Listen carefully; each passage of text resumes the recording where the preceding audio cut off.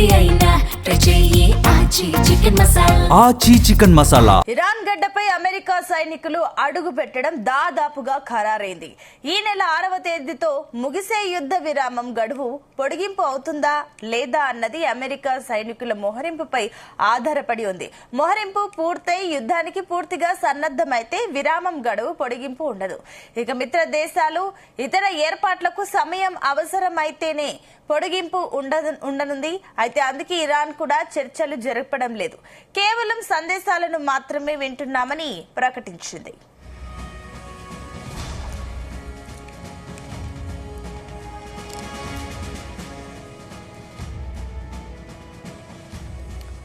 అదే సమయంలో ఇరాన్ కూడా ప్రపంచంపై ఒత్తిడి పెంచేందుకు చూస్తోంది. సాధ్యమైనంత వరకు అమెరికా దళాలు ఇరాన్ లోకి అడుగు పెట్టకుండా చూసుకోవడంతో పాటుగా హర్ముజ్ పై పట్టు కొనసాగించి యుద్ధాన్ని మరింత కాలం పొడిగించడమే తమ టార్గెట్ గా పెట్టుకుంది.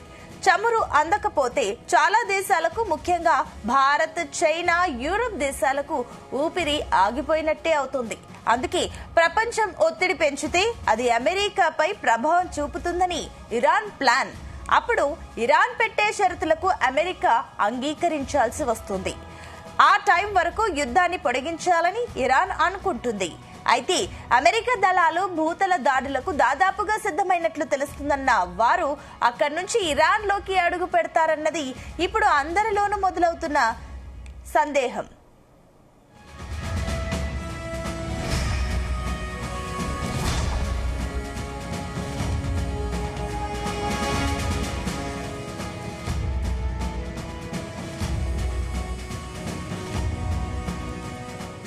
అమెరికా ఇరాన్ పై గ్రౌండ్ ఇన్వేషన్ ప్రారంభించాలనుకుంటే ప్రధానంగా 3 వైపుల నుంచి జరిగే అవకాశం ఉంది.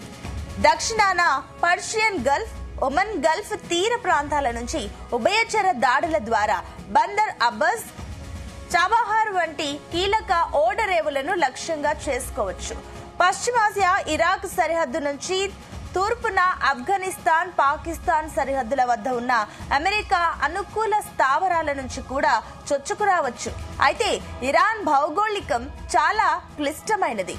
జగ్రూస్ పర్వత శ్రేణులు సహజ రక్షణ కవచంలా పనిచేస్తాయి. కాబట్టి అమెరికా తన దాడులను టెహ్రాన్ వరకు తీసుకువెళ్లకుండా కేవలం చమురు నిల్వలున్న కర్గ్ ఐలాండ్, బూషెహార్ అణు ప్లాంట్లతో పాటుగా దక్షిణ తీర ప్రాంతాల నియంత్రీకరణే పరిమితం చేసే అవకాశం ఉంది. పూర్తి స్థాయి ఆక్రమణ కంటే ఇరాన్ ఆర్థిక, సైనిక వెన్నుముక్కను విరిచేలా ఈ limited ground operation సాగవచ్చు.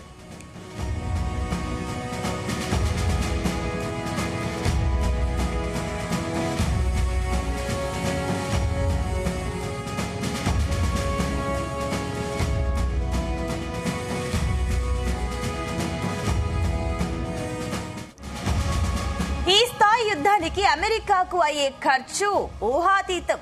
Iraq, Afghanistan యుద్ధాల అనుభవాలను బట్టి చూస్తే ఇరాన్ వంటి పటిష్టమైన సైన్యమున్న దేశంతో యుద్ధానికి ప్రాథమికంగానే $2 నుంచి $3 ట్రిలియన్ ఖర్చవుతుందని ఆర్థిక నిపుణుల అంచనా. అమెరికా ఇందులో M1 అబ్రహం ట్యాంకులు, Bradley fighting vehicles, Stryker arms vehicles ను వేల సంఖ్యలో హంవీలను వినియోగిస్తోంది. వీటికి అదనంగా గాలిలో ఆధిపత్యం కోసం F-35, F-22 స్టెల్త్ విమానాలతో పాటుగా భూగర్భ బంకర్లను ఛేదించే మదర్ ఆఫ్ ఆల్ బాంబ్స్ వంటి శక్తివంతమైన ఆయుధాలను వాడుతుంది. కేవలం ఆయుధాలకే కాకుండా లక్షలాది మంది సైనికులను, అవసరమైన లాజిస్టిక్స్, ఇంధనం, వైద్య సహాయం కోసం రోజుకు $100 కోట్ల వ్యయం చేయాల్సి ఉంటుంది. నిజానికి యుద్ధ సమయాల్లో ఒక్కో సైనికుడికి జీతాలతో పాటుగా అతడికి అవసరమైన మౌలిక వసతుల కల్పనకు ప్రభుత్వం ఏడాదికి దాదాపుగా $1 మిలియన్ ఖర్చు చేయాల్సి వస్తుంది. ఇప్పటికే $3 ట్రిలియన్ అప్పుల్లో ఉన్న అమెరికాకు ఇది ఊహించని షాక్ లాంటిది. యుద్ధం పొడిగిస్తే మాత్రం అమెరికా మరో 5 ఏళ్ల పాటు ద్రవ్యోల్బణంలో మునిగిపోతుంది.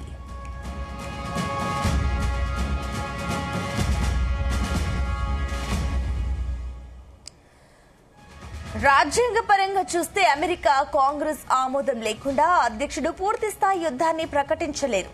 అయితే వార్ పవర్స్ యాక్ట్ 1973 ప్రకారం అమెరికా భద్రతకు ముప్పు ఉందనే నేపంతో అకుండానే 60 నుంచి గరిష్టంగా 90 రోజుల పాటు సైనిక చర్యకు ఆదేశించవచ్చు. ప్రస్తుతం అమెరికా కాంగ్రెస్ లో ఇరాన్ పై కఠిన చర్యలకు మొగ్గు ఉన్నప్పటికీ గ్రౌండ్ ఇన్వేషన్ కు పూర్తి స్థాయిలో ఆమోదం లభించడం కష్టం. అధ్యక్షుడు తనకున్న ఆర్టికల్ 2 అధికారాలను ఉపయోగించి పరిమిత దాడులు, డిఫెన్సివ్ యాక్షన్ పేరుతో సైన్యాన్ని పంపవచ్చు. సాధారణంగా ఇలాంటి కీలక దాడులకు ముందు Congress authorization of use of military force అనే తీర్మానాన్ని ఆమోదించాల్సి ఉంటుంది. దీనికి సంబంధించి చర్చలు ప్రస్తుతం వాషింగ్టన్ లో అంతర్గతంగా జరుగుతున్నాయి. కానీ అధికారిక ఆమోదం రావడానికి మరికొన్ని వారాలు పట్టవచ్చు.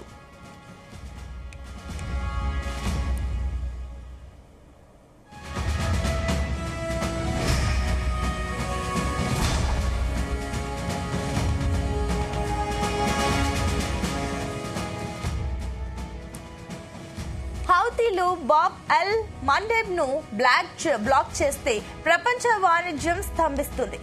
ఎర్ర సముద్రం ద్వారా యూరప్, ఆసియా మధ్య జరిగే 12% వాణిజ్యం ఆగిపోతుంది. దీనివల్ల వస్తువుల ధరలు, ముఖ్యంగా ఆహారంతో పాటు ఇంధన ధరలు ఆకాశాన్ని తాకుతాయి. అన్నింటికంటే ప్రమాదకరమైనది ఆ సముద్ర గర్భంలో ఉన్న ఇంటర్నెట్ కేబుల్స్. ఒకవేళ హౌతీలు వీటిని ధ్వంసం చేస్తే ఆసియా, యూరప్ మధ్య డిజిటల్ కనెక్షన్ కట్ అయి బ్యాంకింగ్, కమ్యూనికేషన్ వ్యవస్థలు అస్తవ్యస్తమవుతాయి. ఇది కేవలం ఒక యుద్ధం కాదు, గ్లోబల్ ఎకనామీకి ఒక బ్లాక్ హోల్ గా మారుతుంది. ఒకవేళ మాండేబ్ పూర్తిగా బ్లాక్ అయితే అమెరికా తన మిత్ర దేశాలతో కలిసి యెమెన్ పై కూడా పరిమిత భూతల దాడికి దిగే ప్రమాదం కూడా ఉంది. ఇది యుద్ధాన్ని మరింత సంక్లిష్టంగా మార్చి 3వ ప్రపంచ యుద్ధానికి దారితీసే పరిస్థితులు కూడా లేకపోలేదు. ఇక అంతిమంగా యుద్ధం చర్చలతోనే ముగిసిపోతే ఆర్థిక వ్యవస్థలు చావు అంచులకు వెళ్లి వచ్చినంత పని అవుతుంది.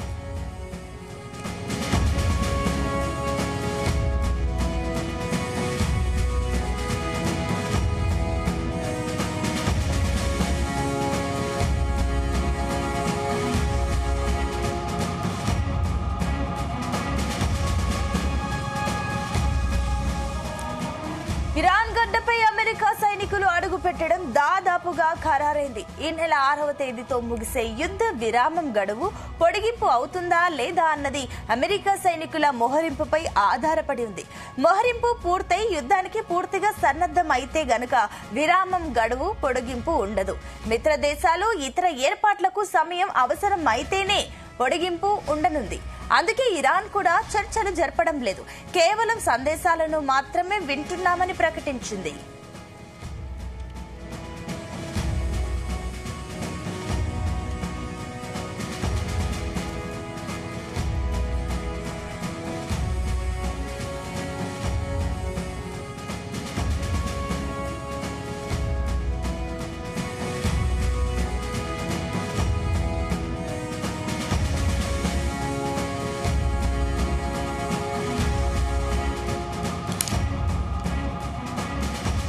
హార్ముజ్ జలసంధిని తెరిపించేందుకు బ్రిటన్ నేతృత్వంలో ప్రయత్నాలు మొదలయ్యాయి.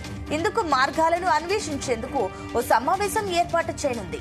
ఇందుకోసం 40కి పైగా దేశాలను ఆహ్వానించగా ఆ జాబితాలో భారత్ కూడా ఉన్నట్లు తెలిసింది. ఈ విషయాన్ని ధృవీకరించిన కేంద్ర ప్రభుత్వం భారత్ తరపున విదేశాంగ కార్యదర్శి విక్రమ్ మిశ్రీ ఇందులో వర్చువల్ గా పాల్గొంటారని తెలిపింది. ప్రపంచ చమురు రవాణాకు కీలకమైన హార్ముజ్ జలసంధిని ఇరాన్ మూసివేయడం అనేక దేశాలపై తీవ్ర ప్రభావం కనిపిస్తోంది. ఈ సమావేశంలో అమెరికా పాల్గొనడం లేదు. మరోవైపు జలసంధిలో నౌకలు నిరాటంకంగా సురక్షితంగా వెళ్లేలా చూసేందుకు ఇరాన్ సహా అనేక దేశాలతో సంప్రదింపులు జరుపుతున్నామని భారత్ పేర్కొంది. ఇది సత్ఫలితాలిస్తుందని విదేశాంగ అధికార ప్రతినిధి రణధీర్ జైస్వాల్ వెల్లడించారు. ఈ సమావేశానికి బ్రిటన్ విదేశాంగ మంత్రి కూపర్ అధ్యక్షతన వహించనున్నారు. ఇరాన్ వైఖరి ప్రపంచ ఆర్థిక భద్రతను దెబ్బతీస్తోందని కూపర్ ఆందోళన వ్యక్తం చేశారు.